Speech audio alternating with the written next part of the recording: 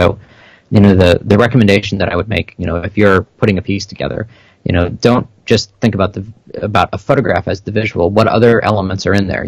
I go back to that radio story that was posted on their website in Utica, and I'm thinking, okay, instead of a picture of Auschwitz, of all things, you could have a map of the location. You could use Google Street View and embed that in that post and get your visual there. You could use a satellite view of it. You could use the standard map view.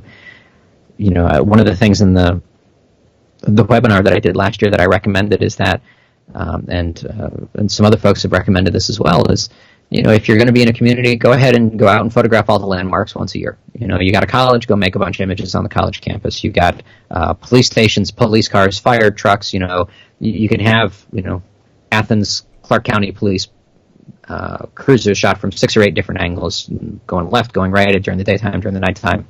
Build yourself a stock library of the things that you usually cover.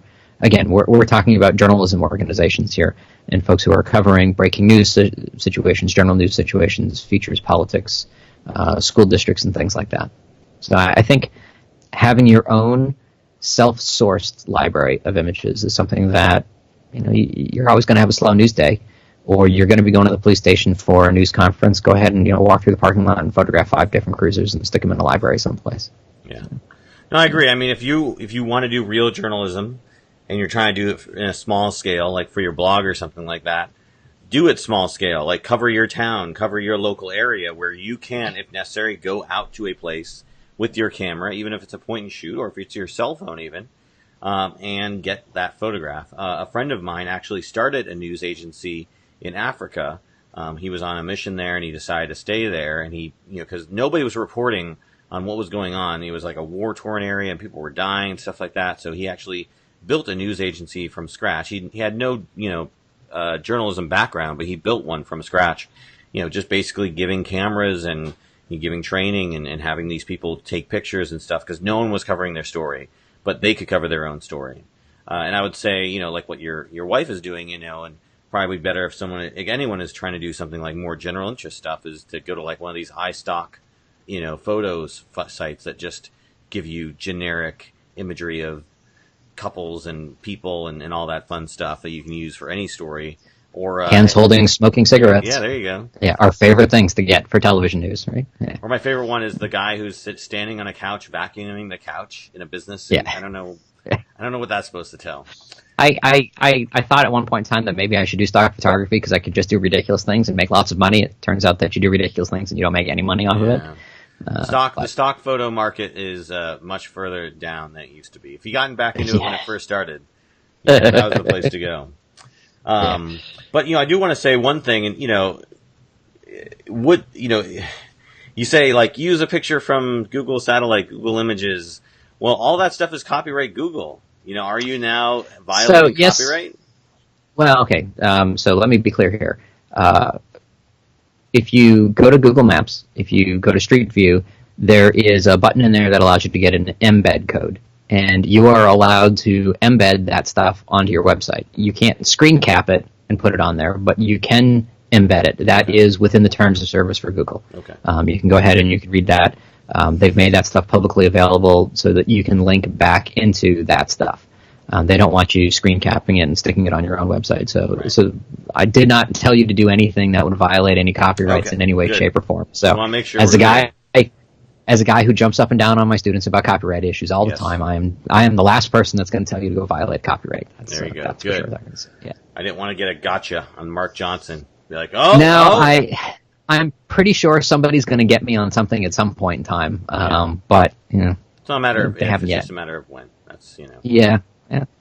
Well, Mark, I think we've had a pretty rousing conversation here about the issue. I think it's definitely something that's going to be ongoing. I look forward to seeing how Poynter and whatnot, and you as yourself as a part of Poynter, address the issue and help it kind of grow forward.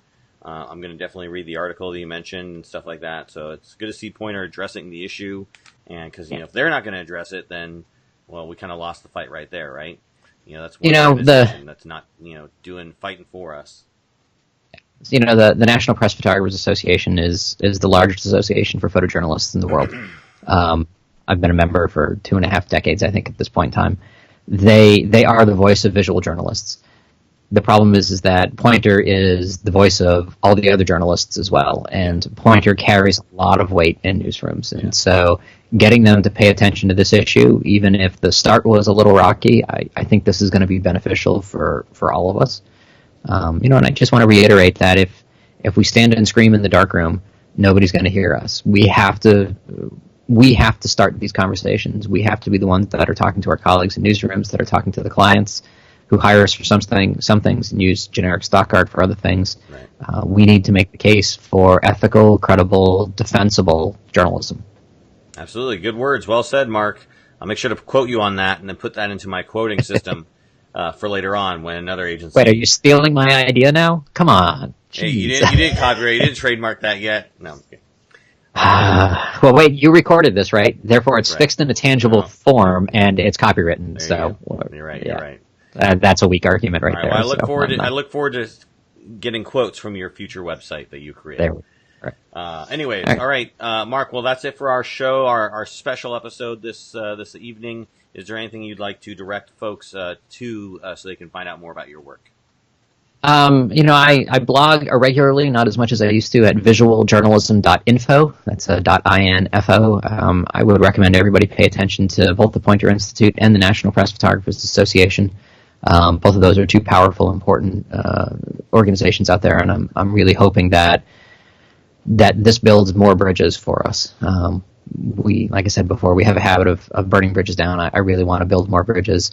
This is too important for us to get wrong. And David, I really appreciate you inviting me to come on and talk about this.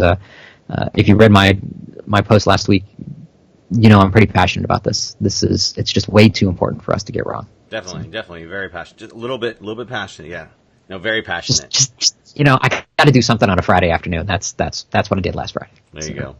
Well, thank you for fighting for the good fight for all of us. And again, we'll see how this goes. So again, this has been our special episode. I want to thank Mark E. Johnson for taking time to talk with us. Good to see you again, as always, Mark. I have been your host for this special segment, David J. Murphy. You can catch regular episodes of Around the Lens every Monday night at 8 p.m. Eastern. We'll be doing them live right here on Facebook, and then you can find us on YouTube and your podcatcher of choice. So again, for this special episode, I am David J. Murphy. This has been Around the Lens, and we are out.